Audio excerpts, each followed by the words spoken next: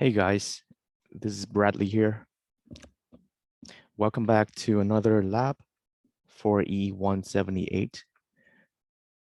In this lab 4, we're going over a finite state machine design code that is given to us.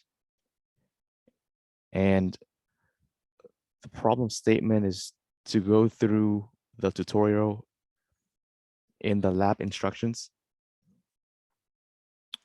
In turns, that's going to give us an output for the Xilinx design constraint file, which is gonna be looking something like this. The approach to solve this problem is mainly guessing by guessing. So there's no, maybe there is a way to actually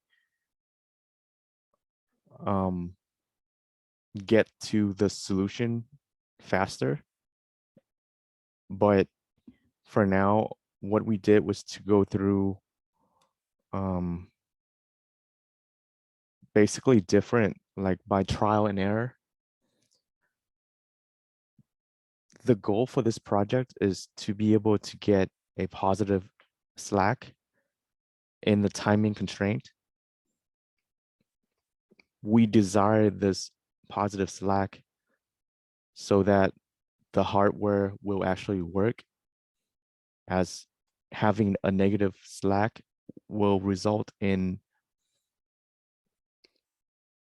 general bad behaviors, as well as bad things can happen to your code when you actually put it on the board. It may not work as well.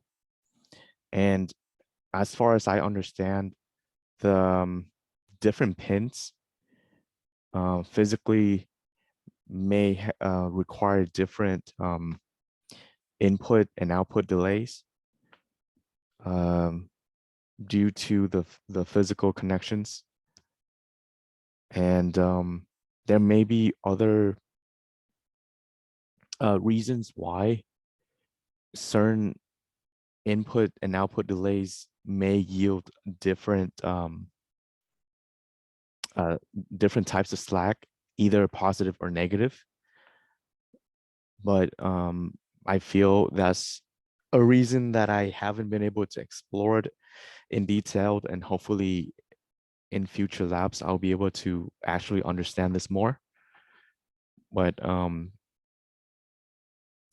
here's just the elaborated design for the package.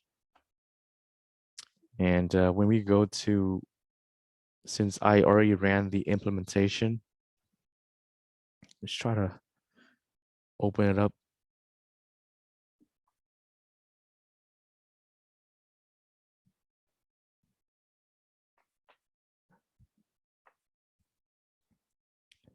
And so in this design timing summary, you can see that the timing here is positive. So this is going to be a plus 4.852 nanoseconds, which is in the desirable range, which is above 0. Again, so that's kind of like the main takeaway from this lab, is to be able to construct this Xilinx design constraint based on the tutorial.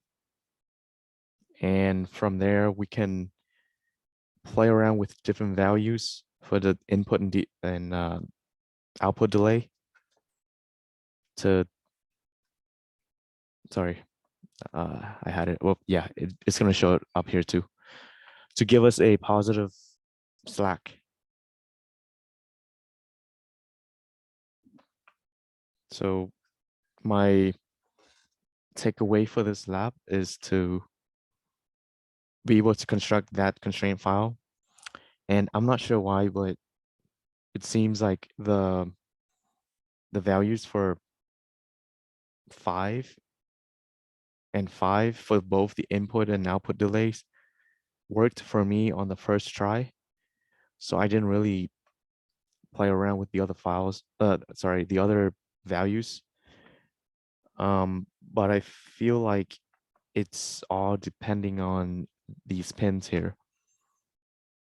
And of course, I do want to be able to go back to this and actually learn why this is the case and why it works. Because right now, I'm not in a state where I can comfortably explain in detail why this works. It just does. Yeah, that's about it. Hope to see you guys in lab 5.